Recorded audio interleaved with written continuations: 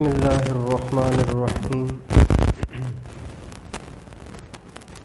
ان الحمد للہ نحمده ونستعینه ونستغفره من يهده الله فلا مضل له ومن يضلل فلا هادي له واشهد ان لا اله الا الله وحده لا شريك له واشهد ان سيدنا ونبينا وحبيبنا وشفيعنا وقرة أعيننا محمدا عبده ورسوله صلى الله تبارك وتعالى عليه وعلى آله وأصحابه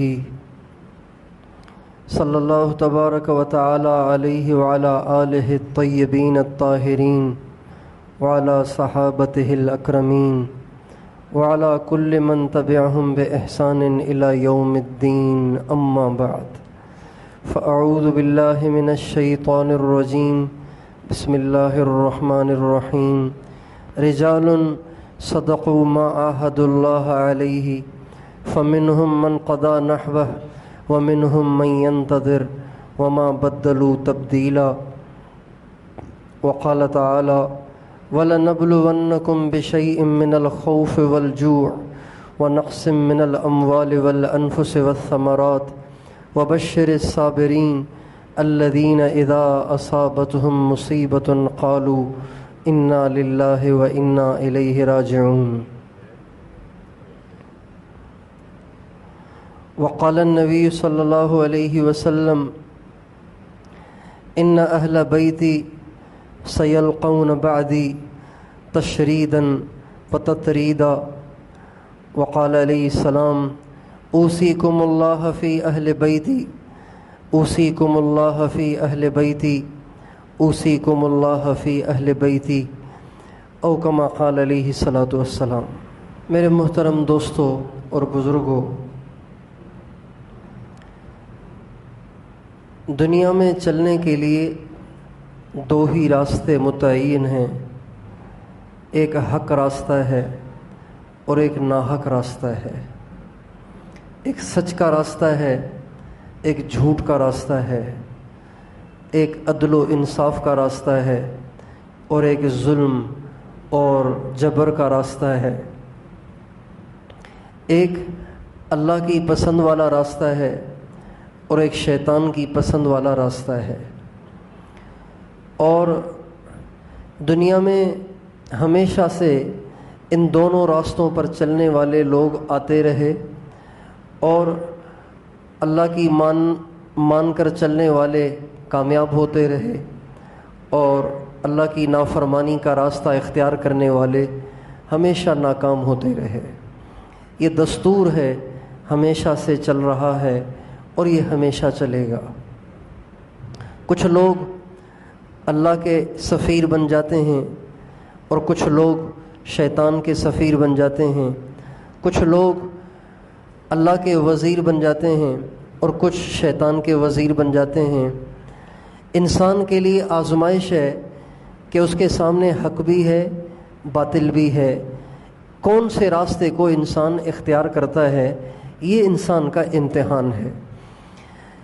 ناحق راستے پر چلنے میں بظاہر عیاشیاں ہیں، بظاہر کرسیاں ہیں، بظاہر عہدے ہیں، بظاہر مال اور پیسہ ہے، بظاہر شہرت ہے، بظاہر حکومت ہے اور بظاہر بہت بڑی بڑی پیشکشیں ہیں، اور حق کے راستے پر چلنے میں بظاہر بھوک ہے، بظاہر پیاس ہے، بظاہر بدنامی ہے اور بظاہر لوگوں کی نگاہوں میں گرنا ہے اور بظاہر بے سر و سامانی ہے، لیکن حق والے انجام میں کامیاب ہوتے ہیں اور ناحق والے چند دن مستیاں کرتے ہیں، موج کرتے ہیں اور میلے کرتے ہیں، عیاشیاں کرتے ہیں، بدماشیاں کرتے ہیں، لیکن انجام ان کا بہت برا ہوتا ہے اور دنیا بھی ان کی برباد ہوتی ہے، آخرت بھی ان کی برباد ہوتی ہے۔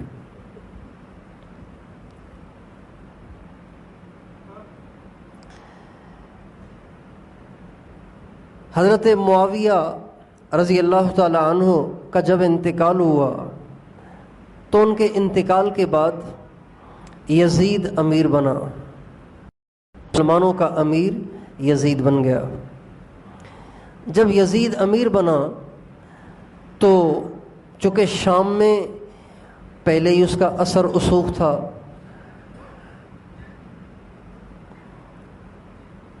اور ڈنڈے کے زور پہ ہر ایک کو منوایا جا سکتا ہے، لیکن چند ہستیاں ایسی تھیں کہ جن سے یزید کو بڑا خطرہ تھا۔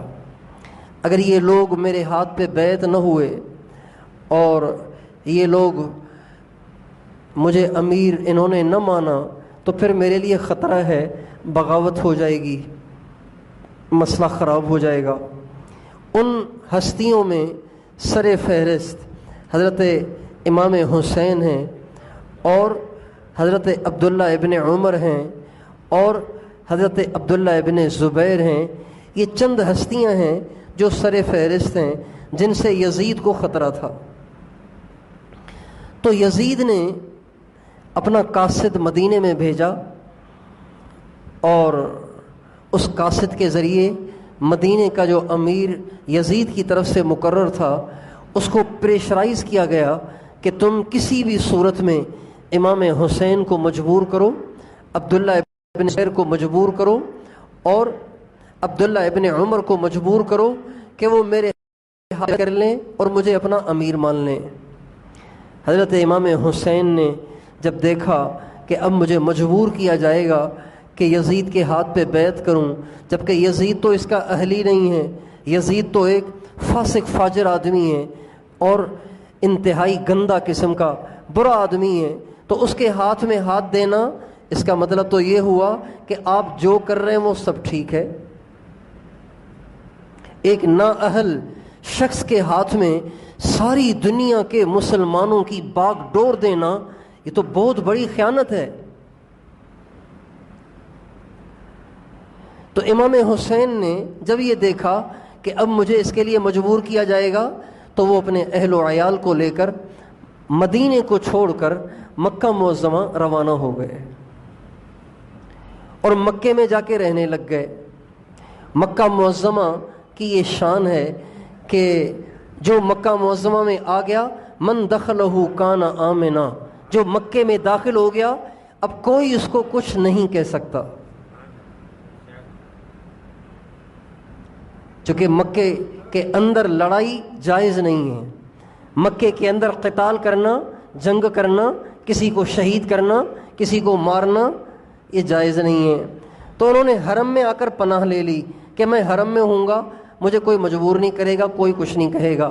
چنانچہ حضرت امام حسین اپنے اہل و عیال کو لے کر مکہ معظمہ آ گئے۔ جب مکہ معظمہ آ گئے تو یہ خبر کوفہ پہنچ گئی۔ عراق کا ایک شہر ہے کوفہ، بصرہ، یہ دو شہر ہیں جن کی بنیاد حضرت عمر نے رکھی تھی۔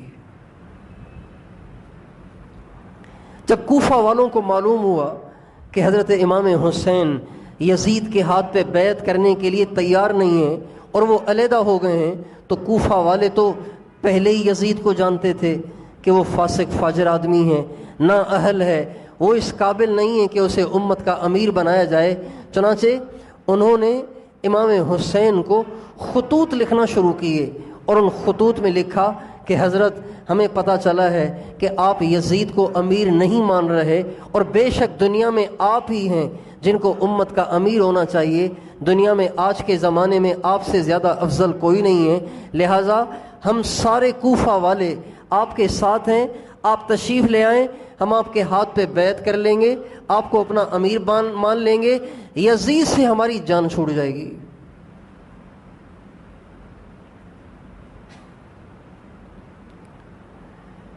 ایک خط آیا، دوسرا خط آیا، تیسرا خط آیا، چوتھا خط آیا، پانچواں خط آیا، 150 خطوط کوفہ والوں نے امام حسین کو لکھے کہ آپ ضرور آئیں تاکہ اسلام کا کلمہ بلند ہو اور دنیا میں سنت زندہ ہو اور بے دینی ختم ہو۔ یزید خود بھی فاسق فاجر ہے اور اس سے فسق و فجوری پھیلے گا، دین تو نہیں پھیلے گا اسے، لہٰذا آپ ضرور تشریف لائیں۔ اور پھر 150 خطوط الگ لکھے، اس کے علاوہ مسلسل وفود بھی بھیجے، ایک جماعت آئی کوفہ سے، آ کے امام حسین کو مجبور کرنے لگ گئی، ایک اور جماعت آئی، ایک اور جماعت آئی، کئی جماعتیں امام حسین کے پاس کوفہ والوں کے سفیر بن کر آئے اور آ کے امام حسین کو کوفہ چلنے پہ مجبور کیا۔ امام حسین نے ان سے کہا کہ بھائی آپ کو اگر زیادہ ہی شوق ہے مجھے امیر بنانے کا تو تم ایسے کر لو کہ پہلے جو یزید کا امیر تمہارے شہر میں مقرر ہے اس کو باہر نکال دو، پھر مجھے بلا لو۔ اب تم امیر کو بھی بٹھائے ہوئے ہو اور مجھے بھی بلا رہے ہو تو یہ تو کام نہیں چلے گا۔ تو وہ کہنے لگے کہ جی بات یہ ہے کہ ابھی تو ہمارے پاس کوئی ایسا ایشو نہیں ہے نا کہ ہم کیسے اس کو نکالیں، جب آپ آ جائیں گے اور لوگ حضرت امام حسین کی زیارت کریں گے، آپ کی زیارت کریں گے تو ویسے ہی سارے آپ کے ساتھ مل جائیں گے، چونکہ آپ اللہ کے نبی کی اولاد ہیں، آپ حضرت فاطمہ کی اولاد ہیں، آپ حضرت علی کی اولاد ہیں، آپ تشریف لائیں گے تو دیکھا دیکھی سارا کوفہ ویسے ہی آپ کے ساتھ ہو جائے گا، جب سارا کوفہ آپ کے ساتھ ہو جائے گا تو امیر ویسے ہی بھاگ جائے گا۔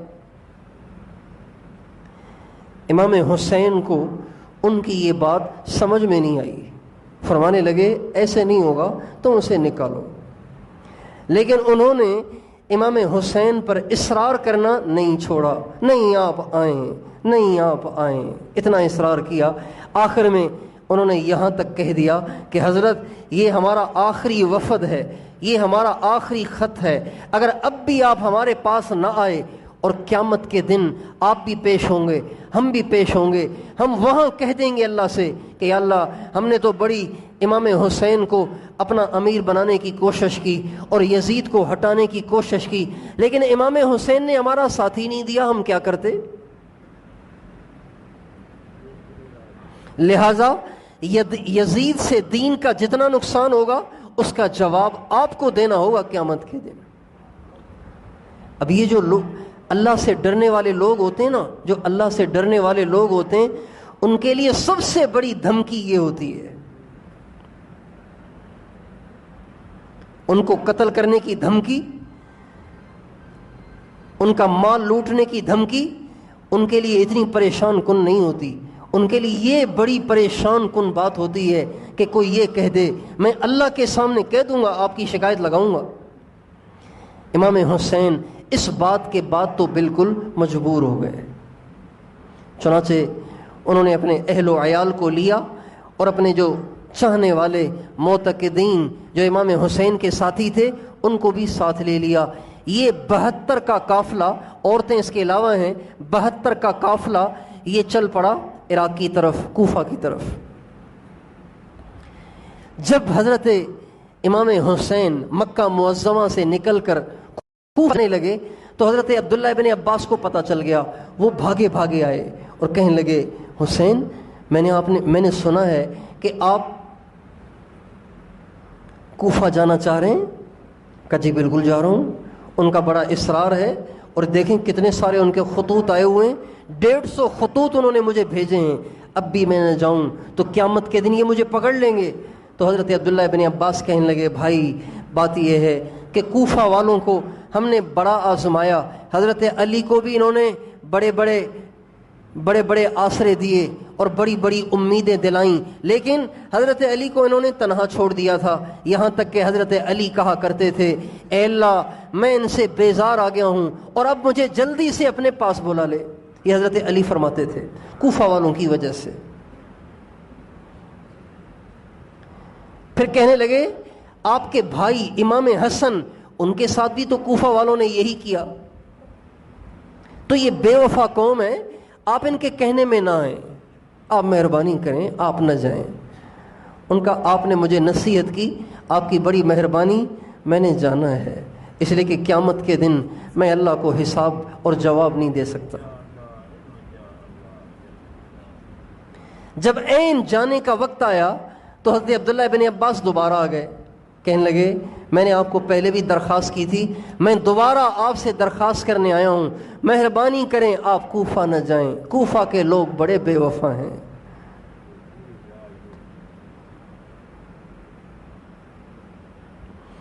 ان کا نہیں میں نے جانا ہے۔ تو حضرت عبداللہ بن عباس کہنے لگے اگر آپ نے جانے کا فیصلہ ہی کر لیا ہے تو مہربانی کریں عورتوں کو یہیں چھوڑ جائیں، بچوں کو یہیں چھوڑ جائیں، آپ چلے جائیں، آپ کے ساتھی چلے جائیں۔ خدا نہ خواستہ اگر آپ کو کچھ ہو گیا، حضرت عبداللہ ابن عباس کہنے لگے خدا نہ خواستہ اگر آپ کو کچھ ہو گیا تو روئے زمین پر اللہ کا نور بجھ جائے گا، اندھیرا ہو جائے گا، دنیا سیاہ ہو جائے گی اگر آپ کو کچھ ہو گیا، اس لیے کہ اس وقت ساری امت مسلمہ کی نگاہیں آپ پہ ٹکی ہوئی ہیں۔ آپ ہیں تو زمین ایمان کے نور سے منور ہے اور زمین ایمان کے نور سے روشن ہے، آپ کو کچھ ہو گیا تو ساری زمین میں اندھیرا مچ جائے گا۔ تو حضرت امام حسین کہنے لگے آپ کی بڑی مہربانی، آپ نے مجھے نصیحت کی۔ یہ کہہ کر اپنے ارادے کو انہوں نے ملتوی نہیں کیا۔ حضرت عبداللہ ابن جعفر رضی اللہ تعالی عنہ جو کہ حضرت امام حسین کے چچا زاد بھائی بھی ہیں اور حضرت امام حسین کے بہنوئی بھی ہیں، حضرت امام حسین کی بہن زینب، حضرت زینب یہ امام حسین کی چھوٹی بہن ہیں، حضرت علی کی بیٹی ہیں، حضرت فاطمہ کی بیٹی ہیں، ان کے خاوند اور شوہر کا نام ہے عبداللہ ابن جعفر۔ حضرت عبداللہ ابن جعفر امام حسین کے چچا زاد بھائی بھی ہیں اور ان کے بہنوئی بھی ہیں۔ ان کو جب معلوم ہوا کہ امام حسین اپنا سارا گھر بار لے کر کوفہ جا رہے ہیں تو وہ تو وہاں تھے نہیں، وہ کسی اور شہر میں تھے، غالباً مدینے میں تھے، تو انہوں نے اپنے بیٹے کو بھگایا۔ اس بیٹے کا نام تھا محمد بن عبداللہ بن جعفر، جو کہ حضرت امام حسین کے بھانجے ہوئے، بہن کے بیٹے ہوئے۔ ان کو بھگایا، کہا جلدی سے جاؤ، امام حسین کا راستہ روکو، ان کو آگے نہ بڑھنے دو۔ اور انہوں نے خط لکھا اور اس میں لکھا حضرت میں نے سنا ہے آپ کوفہ جا رہے ہیں، میں آپ کو اللہ کا واسطہ دیتا ہوں آپ کوفہ نہ جائیں، اور اگر آپ کو کوفہ جانے پہ اصرار ہی ہے تو پھر آپ تھوڑی دیر صبر کریں، میں آتا ہوں، پھر بیٹھ کے مشورہ کر لیتے ہیں۔ جب محمد بن عبداللہ ابن جعفر یہ خط لے کر امام حسین کے پاس آئے، امام حسین نے وہ خط پڑھا تو فرمانے لگے اللہ میرے بھائی عبداللہ ابن جعفر کو خوش رکھے، اس نے میری خیر خواہی کی ہے، میری خیر خواہی میں مجھے اچھا مشورہ دیا ہے، لیکن میں نے تو جانا ہے اس لیے کہ مجھے رات خواب میں نبی کریم صلی اللہ علیہ وسلم کی زیارت ہوئی اور آپ علیہ السلام نے مجھے ایک حکم دیا ہے، میں نے اسے پورا کر کے رہنا ہے، میں نے کسی کے کہنے میں نہیں آنا، میں نے اس کو ضرور کرنا ہے۔ تو انہوں نے پوچھا حضرت پھر وہ خواب ہی بتا دیں، وہ خواب کیا ہے؟ تو فرمانے لگے وہ خواب نہ میں نے اب تک کسی کو بتایا ہے، نہ میں موت تک کسی کو بتاؤں گا، اس خواب کو اپنے پیٹ میں لے کے چلا جاؤں گا، لیکن اس خواب میں مجھے جس چیز کا حکم ہوا ہے اس چیز کو کرنے سے مجھے دنیا کی کوئی طاقت روک نہیں سکتی، میں نے جانا ہے۔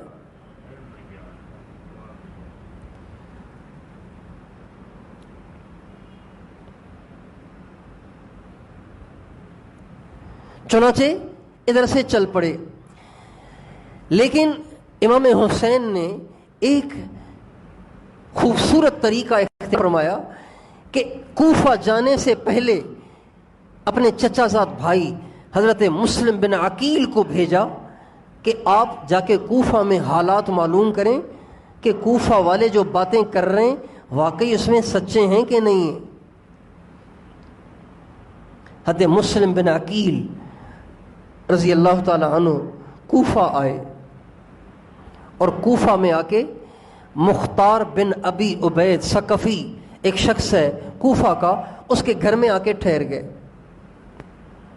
اور اس کے ذریعے اور لوگوں کے ذریعے سارے کوفہ میں بات پھیل گئی کہ امام حسین نے حضرت مسلم بن عقیل کو بھیجا ہے، جو امام حسین کو امیر مانتا ہے اور ان کے ہاتھ پہ بیعت کرنا چاہتا ہے تو وہ حضرت مسلم کے ہاتھ پہ آ کر امام حسین کے لیے بیعت کر لے۔ جب کوفہ میں یہ بات سب کو معلوم ہوئی تو لوگ دھڑا دھڑ آنا شروع ہو گئے، دھڑا دھڑا آنا شروع ہو گئے، دھڑا دھڑا آنا شروع ہو گئے۔ ایک دن میں 18,000 آدمیوں نے حضرت مسلم بن عقیل کے ہاتھ پہ امام حسین کے ہاتھ پر بیعت کی۔ 18,000 آدمی نے بیعت کی۔ حضرت مسلم بن عقیل بڑے خوش ہوئے کہ 18,000 آدمی تیار ہو گئے امام حسین کو اپنا امیر بنانے کے لیے اور یزید کو ہٹانے کے لیے۔ بڑی اچھی بات ہے، انہوں نے خط لکھا اور کہا حضرت جو کوفہ والے کہہ رہے تھے، کوفہ والے واقعی ایسے ہیں، ایک دن میں 18,000 آدمی آپ کے ہاتھ پہ بیعت کرنے کے لیے تیار ہو گئے، لہٰذا اب آپ بڑے اطمینان سے تشریف لے آئیں۔ خط چلا گیا۔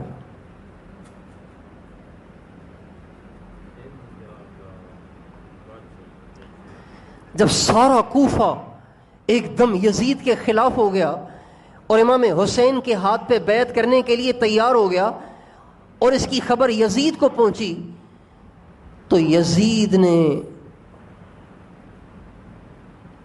ایک عیسائی کو بلایا۔ کس کو بلایا؟ عیسائی کو بلایا۔ اس کا نام تھا سرجون۔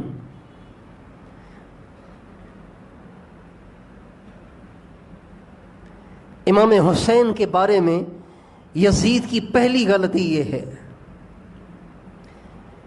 کہ اس نے امام حسین کی بات جو پھیل رہی تھی اور امام حسین کے ہاتھ پہ جو بیعت ہونے لگی تھی، سب سے بڑی غلطی اس میں پہلی یہ کی کہ اس نے ایک عیسائی سے مشورہ کیا، سرجون سے، اور کہا کیا کرنا چاہیے؟ پانی تو سر سے گزر رہا ہے، معاملہ تو خراب ہو رہا ہے، کیا کرنا چاہیے؟ آپ سب کو آواز صحیح آ رہی ہے؟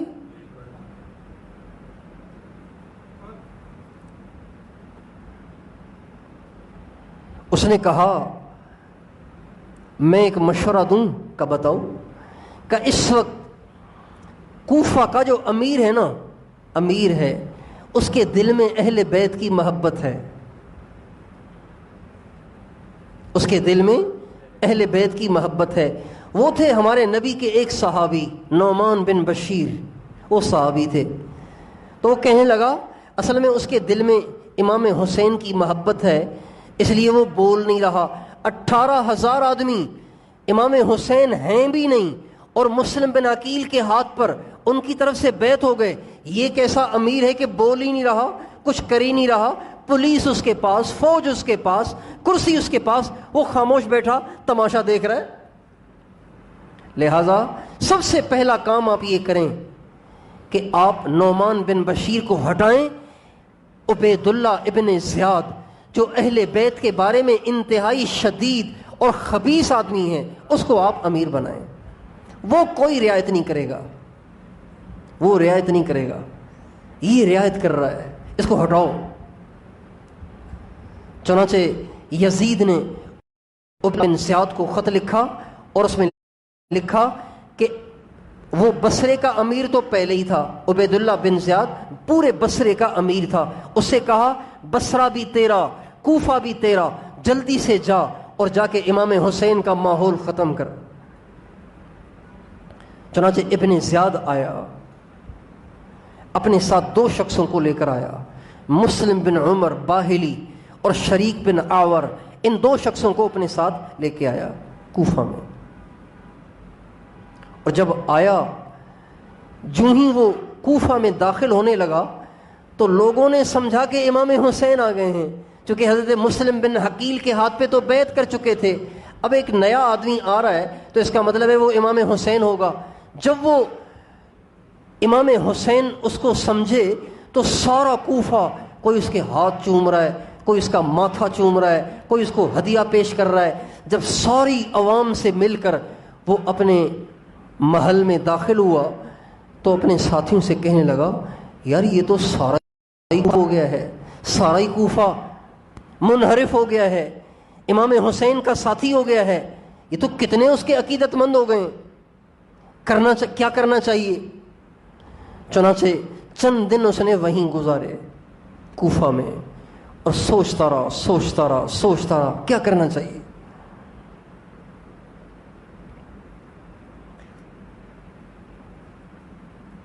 چنانچہ کوفہ کے چند چند چودھری انفرادی طور پہ اس نے بلایا اور ان سے کہا دیکھو یزید کا یہ خط ہے اور یزید نے مجھے لکھا ہے کہ مسلم بن عقیل کو تو قتل کر دو، مسلم بن عقیل کو تو قتل کر دو، اور جو امام حسین کی فیور میں بات کرے اس کو پکڑ کے جیل میں ڈال دو۔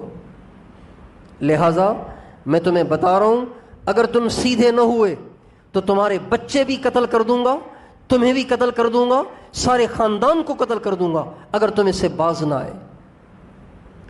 تو وہ کوفی تو تھے نا، کوفی تو پہلے ہی تھے، بے وفا تو پہلے ہی تھے، ان کی گھٹی میں بے وفائی پڑی ہوئی تھی، ابن زیاد کی دھمکیاں سن کے متاثر ہو گئے۔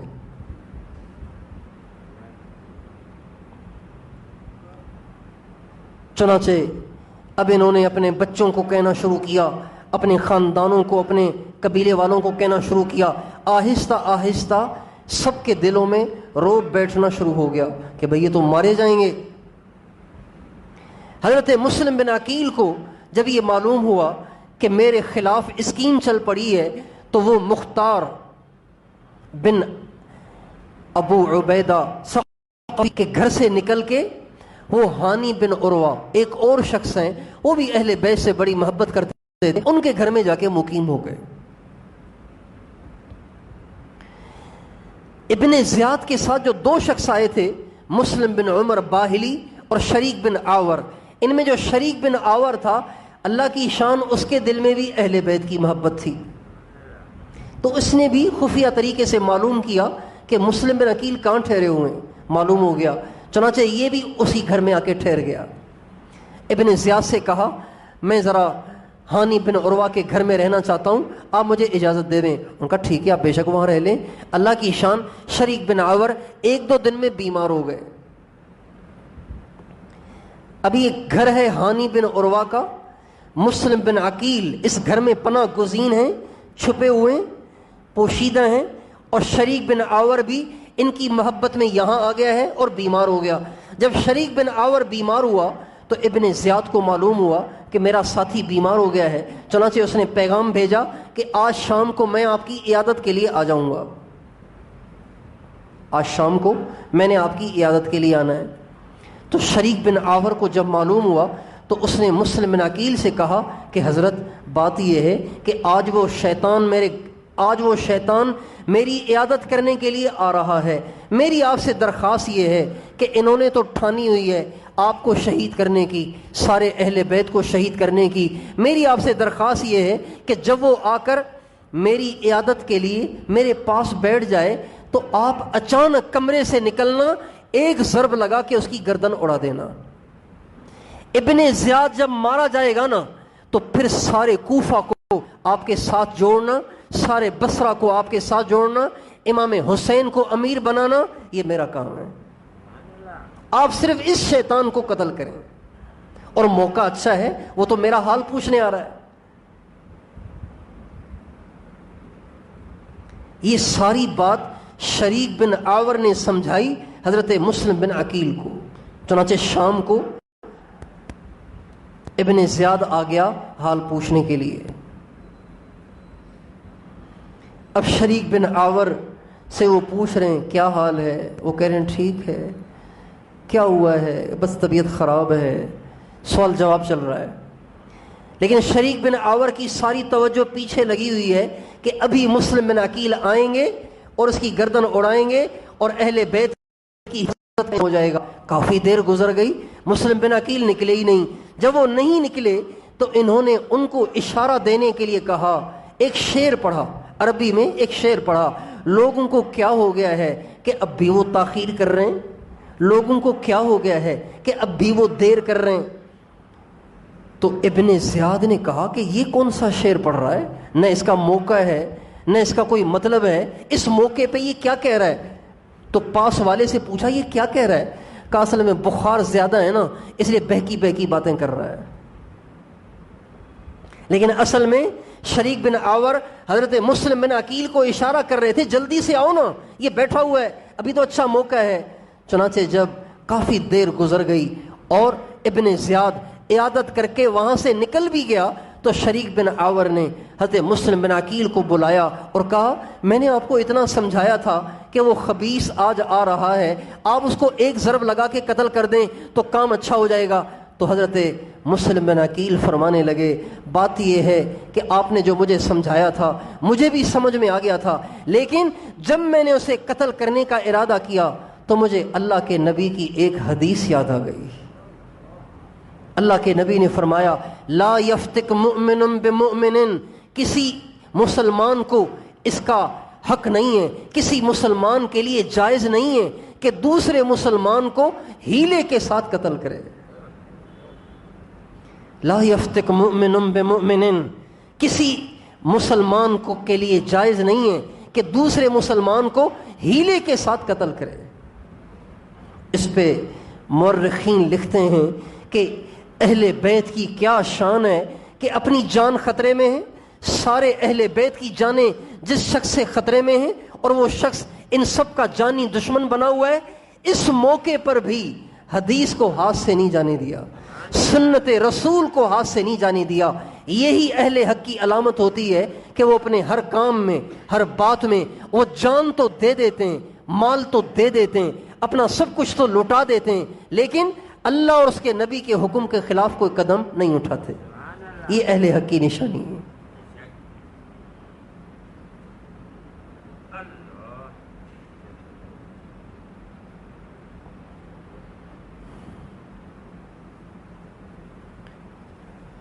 اللہ، بہرحال ابن زیاد کو پتہ چل گیا کہ مسلم بن عقیل ہانی بن عروہ کے گھر میں ہیں، یہ راز فاش ہو گیا، اور بڑی ٹیکنیک کے ساتھ ابن زیاد نے اس بات کو معلوم کیا۔ ایک شخص کو بہت سارے پیسے دیے، بہت بھاری رقم دی اور کہا یہ بھاری رقم لے جاؤ، تم پورے کوفہ میں پھرو اور جن جن کے بارے میں تمہیں گمان ہو کہ یہ حضرت مسلم اور یہ اہل بیت سے محبت رکھتا ہے اس سے کہو کہ میں بہت دور سے آیا ہوں، اہل بیت کی مدد کرنا چاہتا ہوں، میں نے سنا ہے کہ مسلم بن عقیل تنے تنہا ہے، ان کا کوئی ساتھی نہیں ہے، یہ میں ان کے لیے ہدیہ لایا ہوں، یہ ان کو میں پیش کرنا چاہتا ہوں اور ان کے ہاتھ پہ بیعت کرنا چاہتا ہوں۔ اس طرح وہ ڈھونڈتے ڈھونڈتے حضرت مسلم بن عقیل کے پاس پہنچے اور پھر جا کے سارا راز ابن زیاد کے سامنے فاش کیا۔ چنانچہ ابن زیاد نے ہانی بن عروہ کو بلایا اور کہا ہانی، تیرے گھر میں کیا سازشیں ہو رہی ہیں، تیرے گھر میں کیا ہمارے خلاف اور یزید کے خلاف اسکیمیں بن رہی ہیں؟ کہ کیا ہو گیا؟ کون سی اسکیمیں، کون سی سازشیں؟ تو وہ جو شخص اس نے بھیجا تھا نا حضرت مسلم بن عقیل کے پاس، اس کو فوراً اندر سے بلا لیا، کہا یہ کیا کہہ رہا ہے؟ ہانی بن عروہ نے جب اس شخص کو دیکھا تو ایک دم رنگ فک ہو گیا، گھبرا گئے، پریشان ہو گئے اور سمجھ گئے کہ راز تو سارا فاش ہو گیا ہے۔ چنانچہ ابن زیاد نے ہانی بن عروہ کو گرفتار کروا لیا۔ جب ہانی بن عروہ کو گرفتار کروا لیا تو قبیلے بنو مزہج کے لوگوں کو جب پتہ چلا کہ ہمارے آدمی کو گرفتار کر لیا گیا ہے تو وہ بہت سارے نوجوان آ کے ابن زیاد کے محل کا محاصرہ کر کے کھڑے ہو گئے۔ کون ہوتا ہے ابن زیاد؟ ہمارے سردار کو قتل کرنے والا۔ بہت سارے نوجوان آ کے انہوں نے گھیراؤ کر لیا۔ حضرت مسلم بن عقیل کو جب معلوم ہوا کہ ہانی بن عروہ کو اب قتل کیا جائے گا تو وہ بھی اپنے ساتھ، جو ان کے ساتھ لوگ موجود تھے جن کی تعداد تقریباً 4000 تھی، وہ ان کو لے کر آ گئے۔ اب ابن زیاد کے سارے محل کا انہوں نے محاصرہ کر لیا۔ ابن زیاد نے اپنے آس پاس والوں سے کہا تم جلدی سے رابطہ کرو یہاں کے چودھریوں سے، یہاں کے وڈیروں سے، اور ان سے کہو اپنے اپنے لڑکوں کو واپس بلاؤ اور ہمارے محل کا محاصرہ نہ کرو، ہم ہانی بن عروہ کو قتل نہیں کریں گے، چھوڑ دیں گے۔ یہ چکر دے کر وہ جو مجمع غصے میں بھرا ہوا آ گیا تھا، ایک ایک کر کے ان کو واپس بھیج دیا۔ جب ان کو واپس بھیج دیا تو حضرت مسلم بن عقیل اب اکیلے رہ گئے۔ چنانچہ ابن زیاد نے ہانی بن عروہ کو بھی شہید کر دیا، اور پھر 70 آدمی بھیجے حضرت مسلم بن عقیل کو ڈھونڈنے کے لیے کہ کسی طرح سے ان کو پکڑ کے لاؤ یا ان کو قتل کر دو۔ حضرت مسلم بن عقیل اب سارے ہی چلے گئے، کوفی تو تھے، کوفہ والے ہی تو تھے، سارے ہی بے وفائی کر گئے۔ اب حضرت مسلم بن عقیل اکیلے سارے کوفہ میں گھومتے رہے، کبھی ایک گلی میں، کبھی دوسری گلی میں، کبھی تیسری گلی میں، سارے کوفہ میں گھوم رہے تھے۔ کوئی یار و مددگار نہیں، کوئی سننے والا نہیں، کوئی پانی پلانے والا نہیں، کوئی گھر میں ٹھہرانے والا نہیں۔ ایسی ابن زیاد کی دھمکیاں ان کے دل دماغ میں اتر گئی تھیں کہ حضرت مسلم بن عقیل کو کوئی پناہ دینے کے لیے تیار نہ ہوا۔ چنانچہ تھک تھک کر اور بھوک اور پیاس سے چور ہو کر حضرت امام مسلم بن عقیل ایک جگہ گلی میں آ کے ایک گھر کے دروازے پہ یوں سر پہ ہاتھ دھر کے بیٹھ گئے۔ اب رات کا وقت ہے، تنہائی ہے، اور گلی میں اور کوئی نہیں ہے، سناٹا ہے۔ حضرت مسلم بن عقیل آ کے دروازے پہ بیٹھ گئے۔ وہ دروازہ تھا ایک بڑھیا کا، اس کا نام تھا توعا۔ پتہ نہیں اس کو کیوں سوجھی، وہ دروازے سے باہر نکلی، دروازے سے باہر جھانکا تو کوئی اجنبی آدمی اس کے دروازے پہ بیٹھا ہوا ہے۔ تو وہ بڑھیا کہنے لگی، آپ کون ہیں؟ کیوں یہاں بیٹھے ہوئے ہیں بھائی؟ جاؤ اپنے گھر جاؤ، یہاں کیوں بیٹھے ہو؟ ایک دفعہ کہا، 2 دفعہ کہا، 3 دفعہ کہا۔ جب حضرت مسلم بن عقیل وہاں سے اٹھے ہی نہیں اور 4تھی دفعہ اس نے کہا تو حضرت مسلم بن عقیل نے کہا، پردیسی ہوں، میرا گھر کوئی نہیں ہے، میں اس لیے یہاں آ کے بیٹھ گیا ہوں، مجھے کوئی پناہ دینے کے لیے بھی تیار نہیں ہے، اہل بیت سے ہوں، مسلم بن عقیل میرا نام ہے۔ تو طوع نے کہا، اچھا تو ہے مسلم؟ تو کہا، اگر آپ مجھے اپنے گھر میں پناہ دے دیں آپ کی بڑی مہربانی ہوگی۔ طوع نے کہا، اچھا ٹھیک ہے۔ یہ کہہ کر ان کو اپنے گھر لے گئی اور کسی کمرے میں جا کے چھپا دیا۔ اب جب نیا آدمی گھر میں داخل ہوا، آہٹ ہوئی، پاؤں کے چلنے کی آواز آئی، تو اس کا بیٹا، اس کا نام تھا بلال، اس نے پوچھا طوع سے، امی کون تھا؟ کہا، بیٹا کوئی نہیں ہے، کوئی نہیں ہے۔ یہ کہہ کے بات کو گھما پھرا دیا۔ لیکن اس کا جو بیٹا تھا نا، وہ منافق قسم کا آدمی تھا، پیسے کے لالچ میں تھا۔ چنانچہ مسلم بن عقیل کی تلاشی کے لیے جب 70 آدمی ابن زیاد نے بھیجے اور اعلان کروایا، جو مسلم بن عقیل کا پتہ بتائے گا اس کو اتنا بڑا بڑا انعام دیا جائے گا، تو بلال نے جا کے بتا دیا، کہا ہمارے پاس ٹھہرا ہوا ہے۔ چنانچہ 70 آدمی مسلم عقیل کو پکڑنے کے لیے آ گئے۔ حضرت مسلم بن عقیل نے جب دیکھا کہ اب پکڑ تو ویسے ہی جاؤں گا، چنانچہ کیوں میں ذلت سے اپنے آپ کو حوالے کروں، تلوار لے کے 70 آدمیوں سے لڑنے کے لیے آ گئے، اور ایسی جان بازی کے ساتھ ان 70 مسلح فوجیوں کے ساتھ لڑے کہ 70 کے 70 بھاگ گئے اکیلے۔ لیکن ان کی تو ڈیوٹی تھی، وہ دوبارہ آ گئے، انہوں نے دوبارہ لڑ کے سب کو بھگا دیا۔ وہ تیسری دفعہ آ گئے، لیکن حضرت مسلم بن عقیل چور ہو گئے تھے، تھک گئے تھے، پیٹ میں روٹی نہیں ہے، پانی نہیں ہے، اور آرام نہیں ہے، ٹینشن ہے، پریشانی ہے، اور اکیلے ہیں، وہ 70 ہیں، 70 کو بھگانے ہٹانے کے لیے آخر طاقت درکار ہے۔ حضرت مسلم بن عقیل چور ہو گئے تھے، اور چور ہو کے سانس پھول گیا اور آ کے بیٹھ گئے۔ تو انہوں نے آ کے حضرت مسلم بن عقیل کو پکڑ لیا، کہنے لگے، آپ شرافت کے ساتھ ہمارے ساتھ چلیں، ہم آپ سے وعدہ کرتے ہیں ابن زیاد آپ کو کچھ نہیں کرے گا۔ کا وعدہ کرتے ہو؟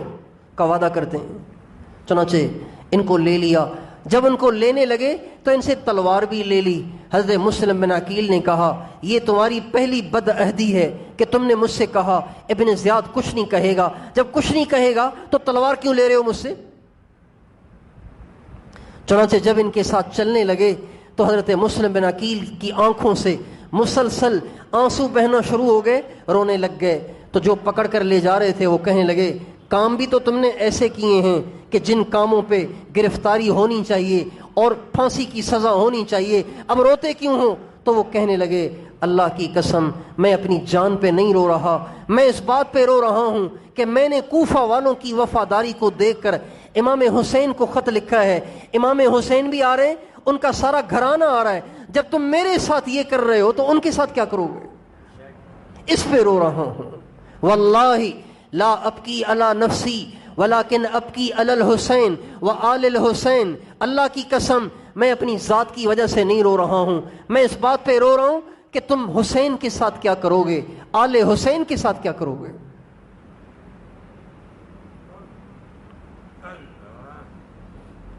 بہرحال ان کو لے جایا گیا ابن زیاد کے سامنے، ابن زیاد نے کہا فوراً اس کو اوپر لے جاؤ اور اس کی گردن کاٹ کے نیچے پھینک دو۔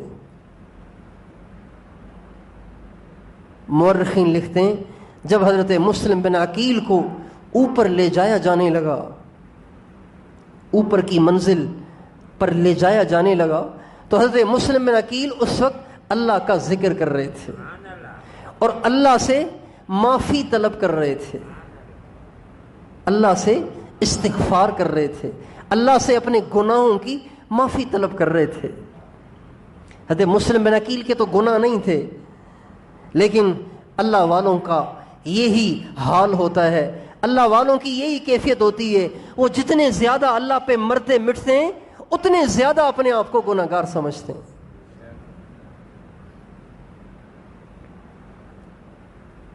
اللہ کے نام پہ جان دینے کے لیے لے جائے جا رہے ہیں اور اللہ سے کہہ رہے ہیں یا اللہ کچھ نہیں کیا معاف کر دے، اے اللہ کچھ نہیں کیا معاف کر دے۔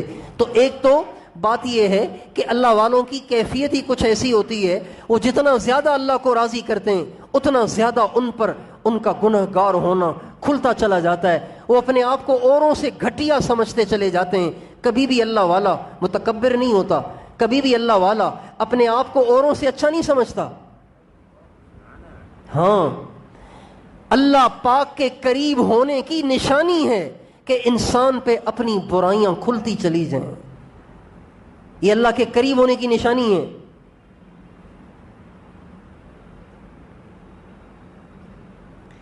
جیسے ایک آدمی لاہور جا رہا ہے، اب اس کی نشانی کیا ہے؟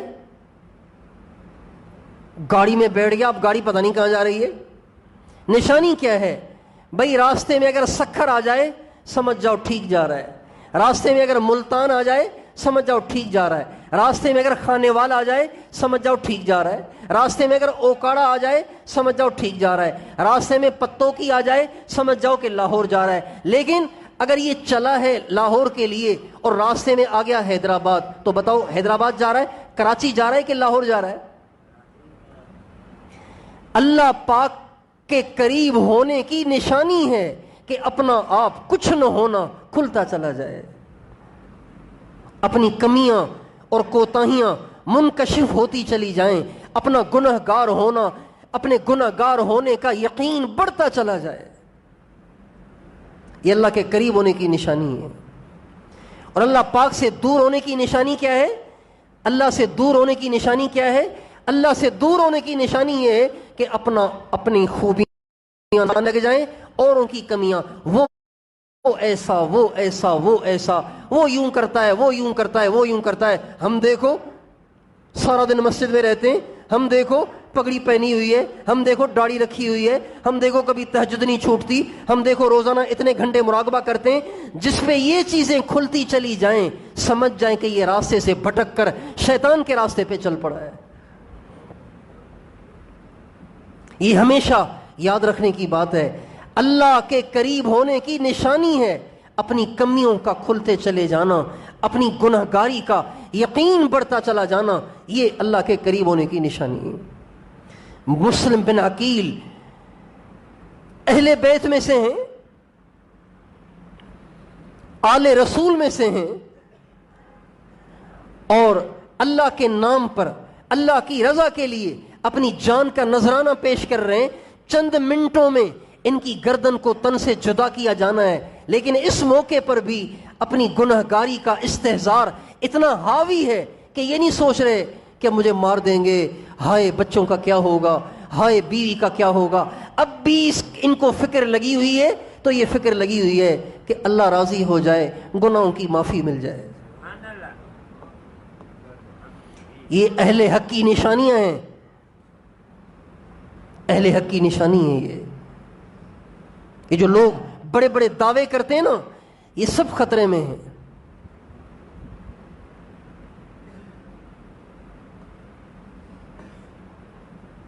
چنانچہ اوپر لے جایا گیا، اسی طرح ان کی گردن کو کاٹ کے ان کے سر مبارک کو نیچے پھینک دیا گیا۔ امام حسین وہاں سے نکل چکے ہیں، اپنے اہل بیت کو لے کے نکل چکے ہیں۔ راستے میں خبر اڑتے اڑتے امام حسین تک پہنچ گئی۔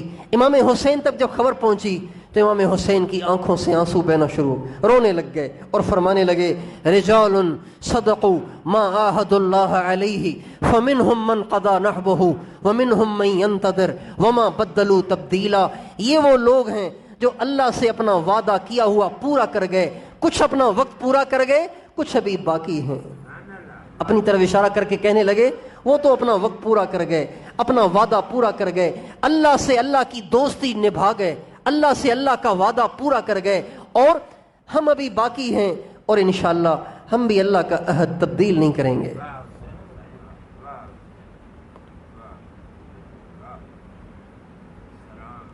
جب یہ خبر پہنچی نا، جب یہ خبر پہنچی، دیکھیں نا، جو لکھا ہوا ہو اسے کوئی ٹال نہیں سکتا، جو لکھا ہوا ہو اسے کوئی ٹال نہیں سکتا، اور کسی کو نہیں پتا کہ آگے کیا ہونے والا ہے، آگے کون سی قیامت برپا ہونے والی ہے، کسی کو بھی نہیں پتا۔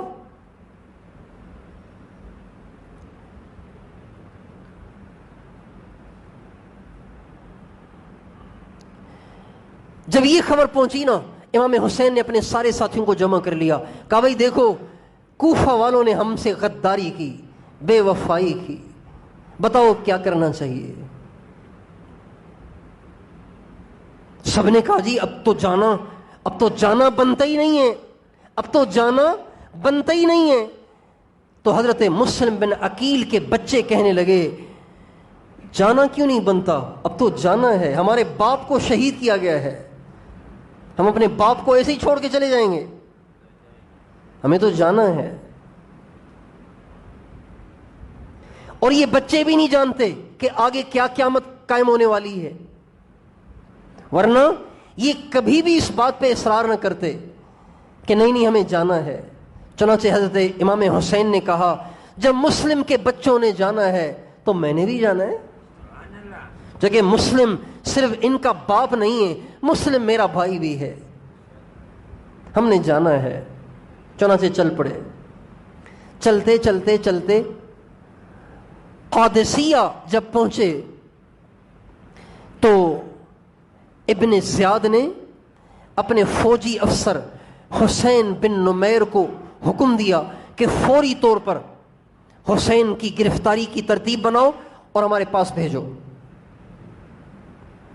حسین بن نمیر نے حر بن یزید کو 1000 آدمی دیے کہ تم جاؤ اور جا کے حسین کا راستہ روکو۔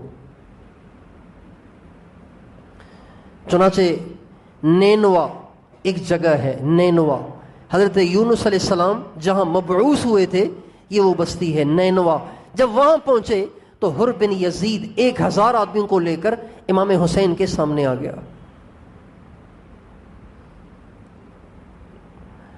امام حسین نے کہا کیا بات ہے، کس لیے آئے ہو؟ کہا جی ابن زیاد نے بھیجا ہے اور اس نے کہا ہے حسین کے ساتھ چپکے رہو، چھوڑنا نہیں اسے، آگے پیچھے نہ جانے دینا، چپکے رہنا اس سے۔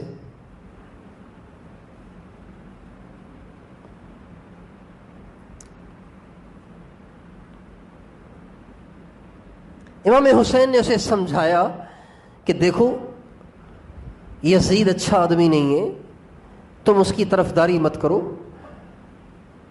تم ہماری طرفداری کرو، اس کی طرفداری مت کرو۔ اس نے کہا جی بات یہ ہے کہ میں تو ملازم ہوں، میں نے تو آنا تھا اور مجھے آپ سے لڑنے کا حکم بھی نہیں دیا گیا، بس مجھے یہ حکم ہے کہ آپ کے ساتھ چپکا رہوں، آپ کو چھوڑوں نہیں، آپ کے ساتھ چپکا رہوں۔ بحث چلتی رہی، نماز کا وقت ہو گیا۔ جب نماز کا وقت ہوا تو حضرت امام حسین نے کہا ہم تو نماز پڑھیں گے، تمہارا کیا پروگرام ہے؟ کہا جی نماز تو آپ کے پیچھے ہی پڑھیں گے، نماز تو آپ کے پیچھے پڑھیں گے۔ چنانچہ امام حسین نے امامت کرائی اور حر بن یزید اپنے 1000 آدمیوں کے ساتھ امام حسین کے پیچھے نماز پڑھنے کے لیے کھڑا ہوا۔ نماز پڑھنے کے بعد امام حسین نے ایک تقریر فرمائی، یہ تقریر کریم ہے کربلا کے واقعے کی۔ یا ایھا الناس، اے لوگو، ان رسول اللہ صلی اللہ علیہ وسلم قال من رأى سلطانا جائرا مستحلا لحرم اللہ ناقضا لعہد اللہ مخالفا لسنت رسول اللہ صلی اللہ علیہ وسلم یعمل فی عباد اللہ بالاثم والعدوان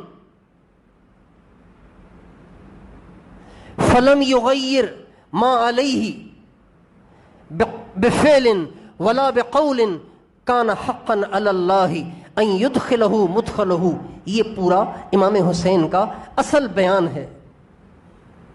اس میں انہوں نے فرمایا لوگو، اللہ کے نبی کا فرمان ہے، جو تم میں سے کسی ایسے بادشاہ کو دیکھے جو ظلم و ستم کرتا ہو، اللہ کے حرام کردہ کاموں کو حلال سمجھ کے کرتا ہو، اللہ کے عہد کو توڑنے والا ہو، رسول اللہ کی سنت کی خلاف ورزی کرنے والا ہو اور اللہ کے بندوں میں گناہوں کو عام کرنے والا ہو، تو اس آدمی پر لازم ہے کہ اس کی مخالفت کرے اپنے عمل سے، اپنے قول سے، اور اگر وہ نہیں کرے گا تو اللہ پاک پہ یہ بات واجب ہے کہ اللہ اس کو بھی اسی جہنم میں ڈالے جس جہنم میں اس ظالم بادشاہ کو ڈالے گا۔ آپ بات سمجھ گئے؟ یہ حدیث سمجھ گئے؟ دوبارہ سن لیں۔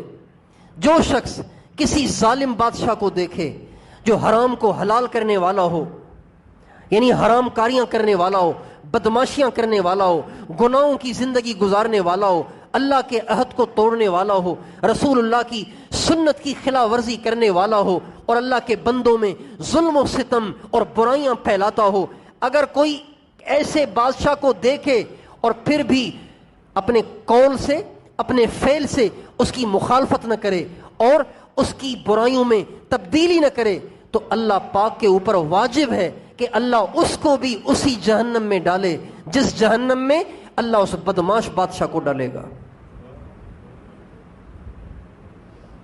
پھر آپ نے فرمایا الا ان ہؤلاء قد لزموا طاعت الشیطان وترکوا طاعت الرحمن، لوگوں میں تمہیں بتا رہا ہوں کہ ان سب نے، یزید نے اور اس کے ساتھیوں نے، رحمان کی طاعت کو چھوڑ رکھا ہے، رحمان کی طاعت کو چھوڑ رکھا ہے، شیطان کے پیروکار بن گئے ہیں۔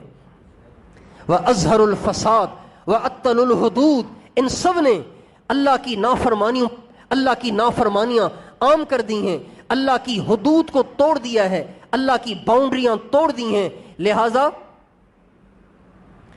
لہذا تم ان کے پیچھے مت چلو، انہوں نے اللہ کے حرام کردہ کاموں کو حلال کر دیا ہے، اللہ کے حلال کو حرام کر دیا ہے، لہذا ان کے پیچھے مت چلو، تم میرا ساتھ دو، ہم سب مل کر ایسے فاسقوں کو حکومت سے ہٹائیں اور ہم دنیا میں اللہ کے نبی کی سنت کو رائج کریں۔ یہ حضرت امام حسین کا بیان ہے جو انہوں نے حر بن یزید کے لشکر کے سامنے کیا تھا۔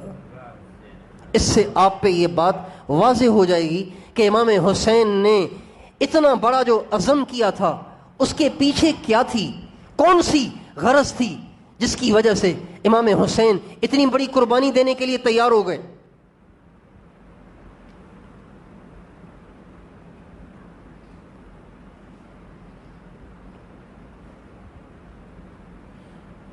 ناحق کے خلاف آواز اٹھانا یہ امام حسین کا منشور تھا، یہ ان کا مقصود تھا، اس کے لیے وہ نکلے تھے۔ ناحق کے خلاف آواز اٹھاؤ،